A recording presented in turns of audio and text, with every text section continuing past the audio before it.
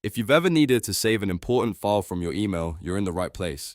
In this video, I'm going to show you how to download attachments on Yahoo Mail quickly and easily. This is a super simple process, but once you know it, it can save you a lot of time whenever you receive invoices, photos, documents, or other files by email. If this video helps, make sure to hit the like button and subscribe for more easy tutorials just like this. Let's jump in. First, open Yahoo Mail in your browser and log into your account if you're not already signed in. Once you're inside your inbox, find the email that contains the attachment you want to download. You can scroll through your messages or use the search bar if you know the sender or subject line. When you open the email, look for the attachment file. Attachments are usually shown near the bottom or within the message as a file preview, image, or document icon. Depending on the type of file, you may see a paperclip symbol, a file name, or a thumbnail preview.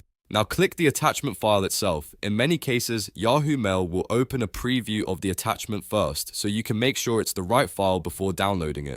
This is helpful if you receive multiple files or want to double check the contents before saving anything to your device. After the attachment opens, look for the download option. It may appear as a download icon or a button labeled download. Click it, and Yahoo Mail will begin saving the file to your computer or device. If your browser asks where you want to save the file, choose the folder you want and confirm the download. Once the download is complete, you can open the file from your downloads folder and use it right away. If the email contains more than one attachment, repeat the same process for each file you want to save.